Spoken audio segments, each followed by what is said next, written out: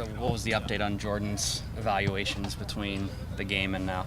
Well, you guys know he's coming back here, and it's a strained hamstring.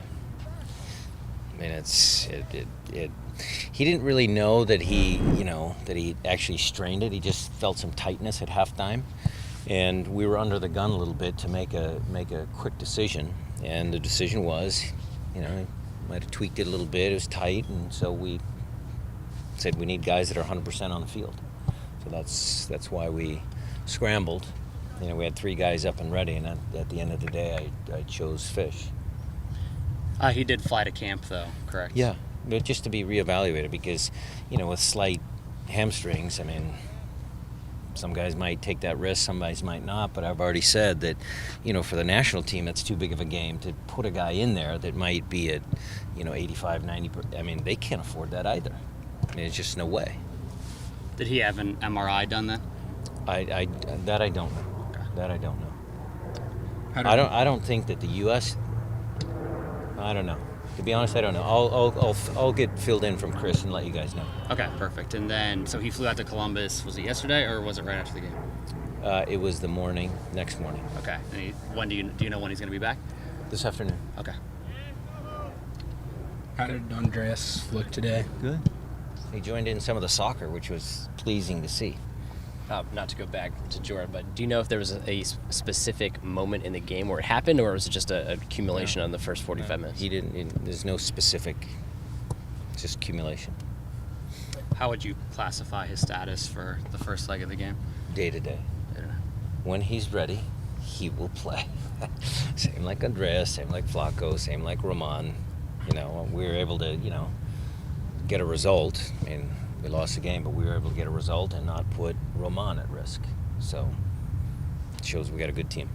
How's Nelson? Is it just cramping, you had said Sunday? He is flown to Paraguay, and as far as we know, it's still cramps. He wasn't quite 90-minute fit, and we expect news from him, in the next coming days. Sure. When guys like him and Roman are having some physical difficulties and they go to their national team, would you rather see them play because they're better, or would you rather see them just be... I would just like them to get good care.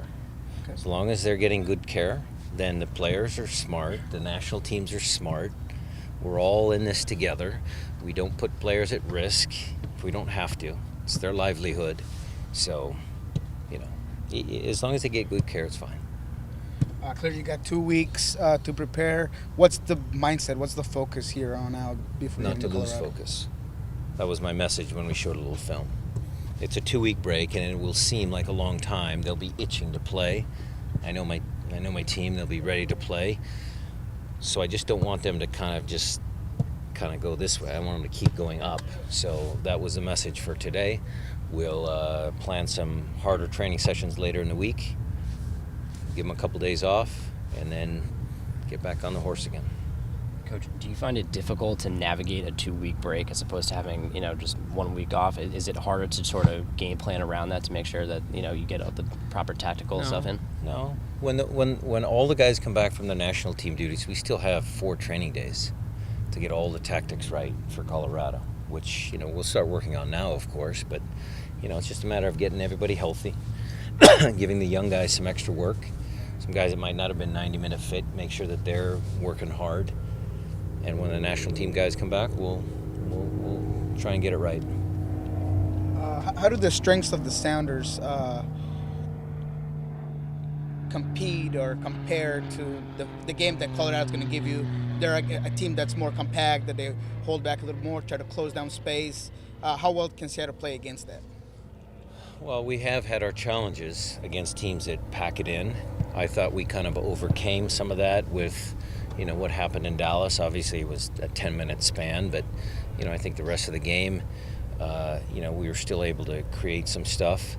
So if teams are strong defensively, it's a different challenge. If we have good possession, our team is, showing that it can win games. So finding the right balance. I've talked about creating chances, making sure we create 15, 18 chances a game.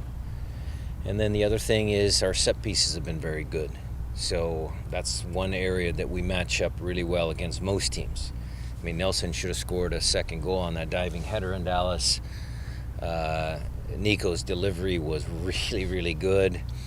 Chad was open and he headed it, and it kind of deflected off his shoulder for a good chance. So I think our set pieces can become very effective in these close games.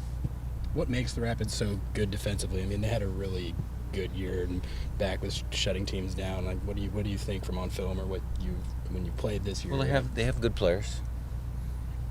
Mastroeni's done a really good job of getting the team to buy into the team concept, so I appreciate that. I think their guys have, Mark Birch, a former Sounder, has had a resurgence. I mean, I think he's playing really well. 2 center backs are good center backs. They got Jones back, and it's a good team. Mike Azura, another former Sounder, has done really well for them, paired in there with Cronin. So it's a good team. Well-coached, good team. They've had a good season.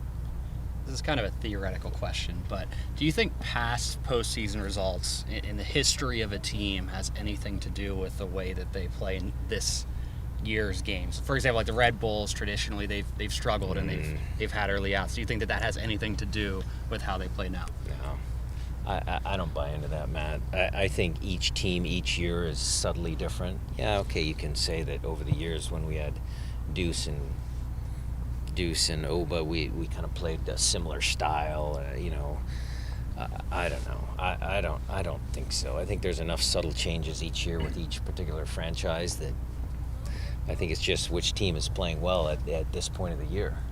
You saw what happened with Portland last year. They got hot at the right moment. We're in a good run of form. Colorado's good run of form. Montreal's in a good run of form.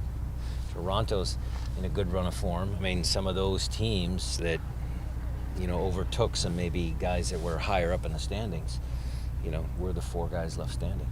For sure, but you would have a lot of guys carry over from the year before, the years before even. And do you think that would not be in the back of their minds at all as they approach a playoff series? No, it should add as motivation. That's what it should do. I mean, look, the rivalry between us and Dallas is a pretty good one now. Yeah. And I know that the guys were determined not to lose that series because of what happened last year. We respect our opponents, but we have no fear. That's the way it goes. And I would think that Jesse Marsh and all the other good coaches in this league, they will message their team the same way. Use it as motivation. Are you disappointed anyway then not to get the Galaxy and have that added level of motivation of overcoming a couple of those previous Well, I results? could say Portland, I could say Vancouver, I could say But not Colorado LA, necessarily. Well, look, we're not taking any team lightly.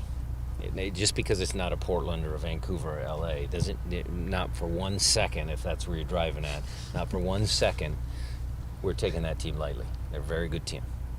Sure.